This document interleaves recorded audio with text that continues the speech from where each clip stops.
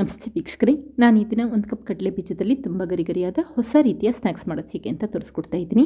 ಮತ್ತು ಈ ಸ್ನ್ಯಾಕ್ಸ್ನ ನೀವು 15 ದಿನ ತನಕ ಸ್ಟೋರ್ ಮಾಡಿ ಕೂಡ ಇಟ್ಟು ತಿನ್ನಬಹುದು. ಇದೇ ರೀತಿ ತುಂಬ ಗರಿಗರಿಯಾಗಿರುತ್ತೆ. ನೀವು ಬೇಕರಿಯಿಂದ ದುಬಾರಿ ಬೆಲೆಯ ಸ್ನ್ಯಾಕ್ಸ್ ತರಿಸೋದಕ್ಕಿಂತ ಈ ರೀತಿ ಮನೆಯಲ್ಲೇ ಕಡಿಮೆ ಖರ್ಚಿನಲ್ಲಿ ಮಾಡಿ ನೋಡಿ. ಮನೆಯವ್ರಿಗಂತೂ ತುಂಬಾ ಇಷ್ಟ ಆಗುತ್ತೆ, ಮತ್ತೆ ಕೇಳ್ತಾ ಇರ್ತಾರೆ.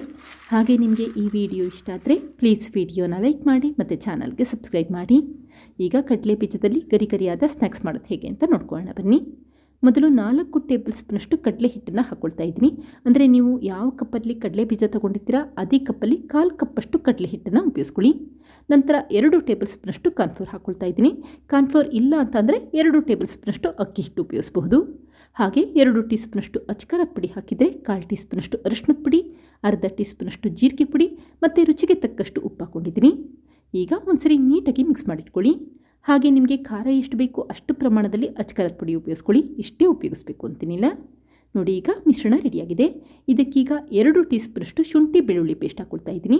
ನೀವು ಬೆಳ್ಳುಳ್ಳಿ ತಿನ್ನಲ್ಲ ಅಂತಂದರೆ ಬೆಳ್ಳುಳ್ಳಿ ಹಾಕಲಿಲ್ಲ ಅಂದರೂ ಕೂಡ ನಡೆಯುತ್ತೆ, ಅಥವಾ 1 ಟೀ ಸ್ಪೂನಷ್ಟು ಶುಂಠಿ ಪೇಸ್ಟ್ ಕೂಡ ಹಾಕೋಬಹುದು. ಈಗ ಕೈಯಲ್ಲಿ ಈ ರೀತಿ ಮಿಕ್ಸ್ ಮಾಡ್ಕೊಳ್ತಾ ಇದ್ದೀನಿ. ಆವಾಗ ಶುಂಠಿ ಮತ್ತು ಬೆಳ್ಳುಳ್ಳಿ ಪೇಸ್ಟ್ ಕಡಲೆ ಹಿಟ್ಟಿನ ಮಿಶ್ರಣದಲ್ಲಿ ಎಲ್ಲ ಕಡೆ ಬೆರ್ತಿರುತ್ತೆ.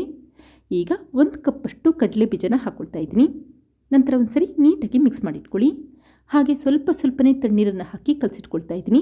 ನೀರು ಹಾಕಬೇಕಾದ್ರೆ ಜಾಸ್ತಿ ಹಾಕ್ಲಿಕ್ಕೆ ಹೋಗಬೇಡಿ ಮತ್ತು ಒಟ್ಟಿಗೆ ಹಾಕ್ಲಿಕ್ಕೆ ಹೋಗಬೇಡಿ. ಈ ರೀತಿ ಸ್ವಲ್ಪನೇ ನೀರನ್ನು ಹಾಕಿ ಮಿಕ್ಸ್ ಮಾಡಿಟ್ಕೊಳ್ಳಿ. ನೋಡಿ, ಕಡಲೆ ಬೀಜಕ್ಕೆ ಈ ರೀತಿ ಕಡಲೆ ಹಿಟ್ಟಿನ ಮಿಶ್ರಣ ಚೆನ್ನಾಗಿ ಅಂಟಬೇಕು. ಅಲ್ಲಿವರೆಗೂ ಸ್ವಲ್ಪನೇ ನೀರನ್ನು ಹಾಕಿ ಮಿಕ್ಸ್ ಮಾಡಿಟ್ಕೊಳ್ಳಿ. ಅಕಸ್ಮಾತ್ ಕಡಲೆ ಹಿಟ್ಟಿನ ಪ್ರಮಾಣ ಏನಾದರೂ ಕಡಿಮೆ ಆಗಿದೆ ಅನಿಸಿದ್ರೆ, ಈ ರೀತಿ ಕಡಲೆ ಬೀಜಕ್ಕೆ ಚೆನ್ನಾಗಿ ಅಂಟಿಲ್ಲ ಅನಿಸಿದ್ರೆ ಮತ್ತೆ 1-2 ಟೇಬಲ್ ಸ್ಪೂನಷ್ಟು ಕಡಲೆ ಹಿಟ್ಟನ್ನು ಉಪಯೋಗಿಸಬಹುದು. ಈಗ ಕೊನೆಯದಾಗಿ 1 ಟೇಬಲ್ ಸ್ಪೂನಷ್ಟು ಕಡಲೆ ಹಿಟ್ಟು ಹಾಕ್ಕೊಳ್ತಾ ಇದ್ದೀನಿ. ಈ ರೀತಿ ಕಡಲೆ ಹಿಟ್ಟು ಹಾಕಿದ ನಂತರ ಮತ್ತೆ ನೀರೇನು ಹಾಕ್ಲಿಕ್ಕೆ ಹೋಗಬೇಡಿ, ಡ್ರೈ ಆಗಿ ಮಿಕ್ಸ್ ಮಾಡಿಟ್ಕೊಳ್ಳಿ. ಆವಾಗ ಒಂದಕ್ಕೊಂದು ಕಡಲೆ ಬೀಜ ಅಂಟಿರುತ್ತಲ್ಲ, ಅದು ಬಿಡಿ ಆಗುತ್ತೆ ಮತ್ತು ಸ್ನ್ಯಾಕ್ಸ್ ಕೂಡ ಗರಿಗರಿಯಾಗಿರುತ್ತೆ ಅಂತಷ್ಟೇ. ನೋಡಿ, ಈ ರೀತಿ ಚೆನ್ನಾಗಿ ಮಿಕ್ಸ್ ಮಾಡ್ಕೊಳ್ತಾನೆ ಇರಿ. ಆವಾಗ ಮಸಾಲೆ ಎಲ್ಲ ಕಡಲೆ ಬೀಜಕ್ಕೆ ಚೆನ್ನಾಗಿ ಅಂಟಿರುತ್ತೆ. ಈಗ ನೋಡಿ, ಕಡಲೆ ಬೀಜ ರೆಡಿಯಾಗಿದೆ. ಇದೇ ಸಮಯದಲ್ಲಿ ಎಣ್ಣೆ ಕೂಡ ಬಿಸಿ ಮಾಡಲಿಕ್ಕೆ ಇಟ್ಟಿದ್ದೀನಿ. ಎಣ್ಣೆ ಸ್ವಲ್ಪ ಬಿಸಿ ಆದರೆ ಸಾಕು. ತಕ್ಷಣವೇ ಒಂದೊಂದೇ ಕಡಲೆ ಬೀಜಗಳನ್ನ ಎಣ್ಣೆಗೆ ಹಾಕ್ಕೊಳ್ತಾ ಇದ್ದೀನಿ. ಹಾಗೆ ಉರಿನ ಮೀಡಿಯಂ ಫ್ಲೇಮ್ಗಿಂತ ಸ್ವಲ್ಪ ಕಡಿಮೆ ಅಥವಾ ಉರಿನ ಮೀಡಿಯಂ ಫ್ಲೇಮಲ್ಲಿ ಇಟ್ಕೊಂಡು ನಿಧಾನಕ್ಕೆ ಫ್ರೈ ಮಾಡಿಟ್ಕೊಳ್ಳಿ. ನೀವೇನಾದರೂ ಹೈ ಫ್ಲೇಮಲ್ಲಿ ಇಟ್ಟು ಫ್ರೈ ಮಾಡಿದ್ರೆ ಕಡಲೆ ಬೀಜ ಬೇಗ ಕಪ್ಪಾಗಿಬಿಡುತ್ತೆ, ಅಂದರೆ ಸೀದೋಗುತ್ತೆ. ಹಾಗಾಗಿ ಉರಿನ ಮೀಡಿಯಂ ಫ್ಲೇಮ್ಗಿಂತ ಸ್ವಲ್ಪ ಕಡಿಮೆ ಇಟ್ಕೊಳ್ಳಿ. ನೋಡಿ, ಈ ರೀತಿ ಬಣ್ಣ ಬದಲಾಗಬೇಕು ಮತ್ತು ಗರಿ ಆಗಬೇಕು, ಅಲ್ಲಿವರೆಗೂ ಫ್ರೈ ಮಾಡಿಕೊಂಡು ತಕ್ಷಣವೇ ಹೊರಗಡೆ ಎತ್ತಿಟ್ಕೊಳ್ಳಿ. ಇದೇ ರೀತಿ ಉಳಿದಿರುವಂಥ ಕಡಲೆ ಬೀಜನೂ ಕೂಡ ಎಣ್ಣೆಗೆ ಹಾಕಿ ಫ್ರೈ ಮಾಡ್ಕೊಳ್ತಾ ಇದ್ದೀನಿ. ಈ ಕಡಲೆ ಬೀಜ ಫ್ರೈ ಮಾಡಬೇಕಾದ್ರೆ ಜಾಸ್ತಿ ಪ್ರಮಾಣದಲ್ಲಿ ಎಣ್ಣೆ ಉಪಯೋಗಿಸ್ಲಿಕ್ಕೆ ಹೋಗಬೇಡಿ. ಈ ರೀತಿ ಸ್ವಲ್ಪ ಎಣ್ಣೆಯಲ್ಲೇ ಉಳಿದಿರುವಂಥ ಎಲ್ಲ ಕಡಲೆ ಬೀಜಗಳನ್ನು ಕೂಡ ಫ್ರೈ ಮಾಡ್ಕೋಬಹುದು.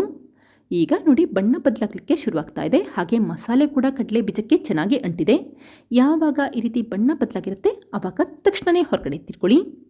ಹಾಗೆ ಈ ಉಳಿದಿರುವಂಥ ಎಣ್ಣೆಗೆ ಸ್ವಲ್ಪ ಕರ್ಬೇವಿನ ಸೊಪ್ಪು ಹಾಕಿ ಕರ್ಬೇವಿನ ಸೊಪ್ಪನ್ನ ಕೂಡ ಫ್ರೈ ಮಾಡ್ಕೊಳ್ತಾ ಇದ್ದೀನಿ. ಆವಾಗ ಸ್ನ್ಯಾಕ್ಸಲ್ಲಿ ಒಂದೊಳ್ಳೆ ಫ್ಲೇವರ್ ಇರುತ್ತೆ ಅಂತಷ್ಟೇ. ಕರ್ಬೇವಿನ ಸೊಪ್ಪು ಬೇಕಿದ್ದರೆ ಉಪಯೋಗಿಸಿ, ಬೇಡ ಅಂತಂದರೆ ಹಾಕಲಿಲ್ಲ ಅಂದರೂ ಕೂಡ ನಡೆಯುತ್ತೆ. ಈಗ ಫ್ರೈ ಮಾಡಿಟ್ಟಂಥ ಈ ಸ್ನ್ಯಾಕ್ಸ್ನ ಒಂದು ಪ್ಲೇಟ್ಗೆ ಎತ್ತಿಟ್ಕೊಳ್ತಾ ಇದ್ದೀನಿ. ನೋಡಿ, ಕಡಲೆ ಬೀಜ ಎಷ್ಟು ಗರಿಗರಿಯಾಗಿ ಬಂದಿದೆ ಅಂತ ಗೊತ್ತಾಗ್ತಾ ಇದೆ.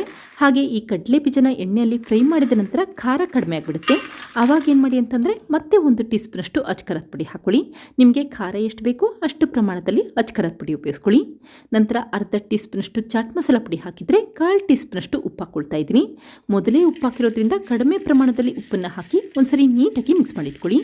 ಹಾಗೆ ಮನೆಯಲ್ಲಿ ಚಾಟ್ ಮಸಾಲ ಪುಡಿ ಇದ್ದರೆ ಉಪಯೋಗಿಸಿ, ಇಲ್ಲ ಅಂತಂದರೆ ಹಾಕಲಿಲ್ಲ ಅಂದರೂ ಕೂಡ ನಡೆಯುತ್ತೆ. ಈಗ ಮಿಕ್ಸ್ ಮಾಡಿದ ನಂತರ ಕೊನೆಯದಾಗಿ ಎಣ್ಣೆಯಲ್ಲಿ ಫ್ರೈ ಮಾಡಿಟ್ಟಂಥ ಕರ್ಬೇವಿನ ಸೊಪ್ಪು ಹಾಕ್ಕೊಂಡಿದ್ದೀನಿ.